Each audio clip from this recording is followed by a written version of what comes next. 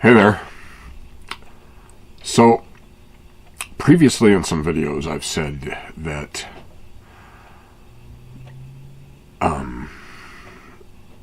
you cannot, talk to God. And in a very real way, and that is true. I mean, if you were to experience God in this state of consciousness, as it is upon you, it would strip your individuality from what is your portion of free will that God crafted into you.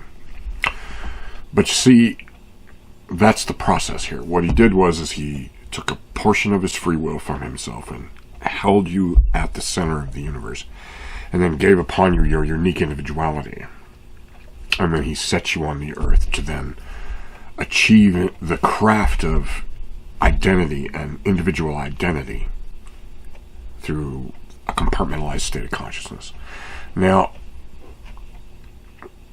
in that you cannot, God has to allow you your sort of the way that the consciousness is upon you. It is sort of, you're like it's a compartmentalized state of consciousness, so that the emotions have real, true, severe impact, and in that change your sense of self, your sense of self-awareness, your sense of unique identity that God turned your perceptions inward, so that you would then achieve the maximum effect of creation of your unique individuality as you endure a life experience here on this earth in this compartmentalized state of consciousness. And in that's how the craft of unique individuality is achieved, is right in that way. That is the process here, the process of creation. So he still is connected to you, because it's his will to sort of like drive you forward to be you, the person that he created you to be in that unique moment that you had with him as he held you at the center of the universe. And in that moment, you have a unique connection with God. You really do. And it's unique for every individual person. It's not the same for everybody. So therefore, that's truly the reason why religion cannot exist as a state of governance. And so therefore, in that way, the concept of prayer has become sort of like used as a method of, I suppose one might call it, public obedience. A demonstration of public obedience. So we're all gonna pray, and then some dork's gonna lead us into prayer. And so, and in that they create this illogical, sort of like inappropriate method by which to connect to God, as though you're all going to get together and broadcast your prayer across the ever-expanding distance of the universe to then what? Reach the hands of God, rather than the real truth of sending that prayer to your own heart. And in that, do so for yourself, to what is the hand of God upon you in creation. That is how your prayer will then be heard. As if you seek that unique connection that you know you have, that unique point of view that is your true self, that is the most feeling part of your sense of unique individual consciousness, your true sense of emotion, and that is the true you of you. That is where God is connected to you, and where you can reach him in prayer. So, and in that way, it becomes a unique experience for every person, which is why the mass experience of organized religion is absolute bullshit. I mean, I mean, have you ever gone to, you know how church really is? Like when you walk into church, from my experience, I walk into a church and I feel it's just like an empty vacuum. You know, like I'm not going to find God here in this place is the ultimate thing. Instead, what I'm going to find is some form of perverse governance. Seriously, but then again, I had some bad experiences as a child that made me that made me perceive the very nature of institution to be criminal in a abusive way, for which it was for me. And the religion was just, the church was just an extension of that. So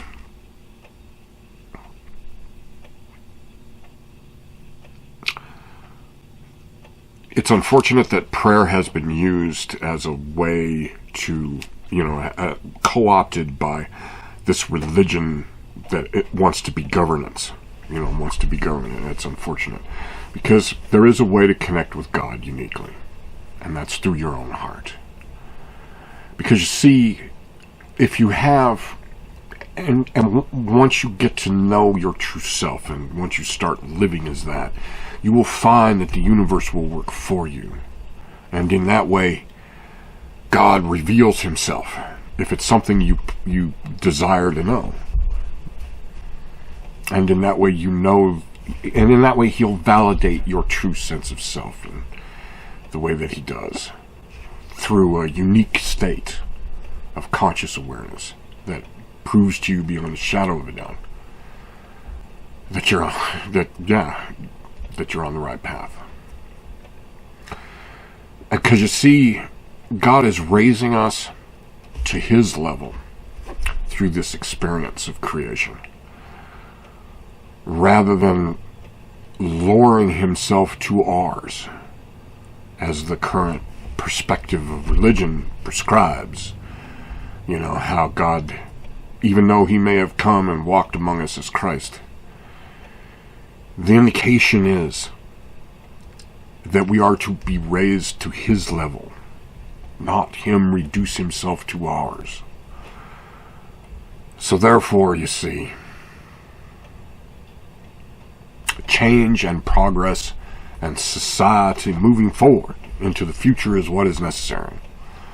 And change in every last aspect is what is necessary. And one of the greatest things that must change so that humanity can get on with moving into the future is religion. It has to change and stop being governance. Stop being addicted to governance. And leave to Caesar what is Caesar's. Seriously.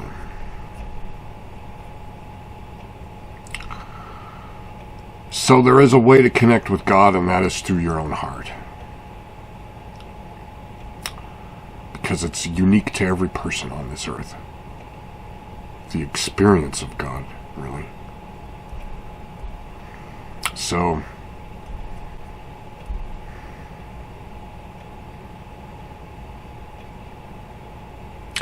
that's why it cannot be governed. And people, you can't. That's the thing about it. Church nowadays is more of a way to like obey something, to submit to obedience, and that's really what it is.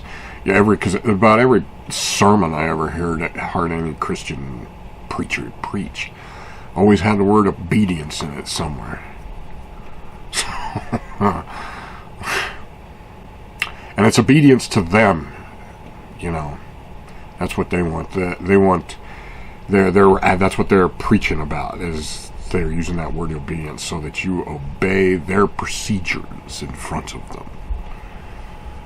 And say that you are, and in that, prove that you are of the faithful, etc., etc. Where you can then, what is it now? I wrote this down here in a vlog, and it says,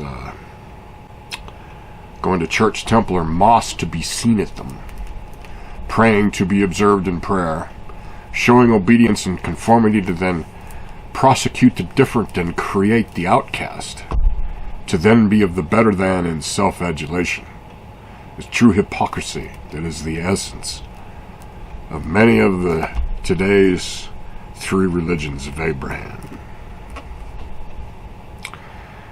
as they work to, as they in effect are an irony against what is the true God of Abraham within their own heart.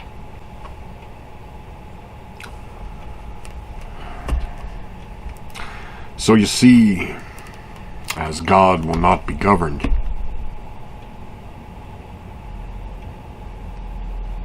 religion cannot exist as governance and be in any way righteous. So,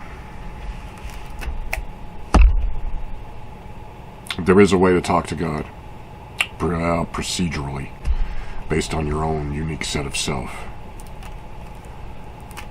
But to actually have the experience that Moses had, and undeniably know that it is God for real, would break you of your individuality. It would hurt you beyond your ability to endure. Because your sense of self could not then be between you and God in that reality. Because it would be no denying that reality, and that's how severe it would be for a consciousness. So you see, that's why you can never know that it's God in that way. And in that you have to, experience it through the faith thing. Or something like that, if that's even important. But in the end it can't be, because God does not desire to be king. So therefore religion cannot be in governance. Because eventually humanity will outgrow the need of governance. And eventually will also outgrow the need of religion.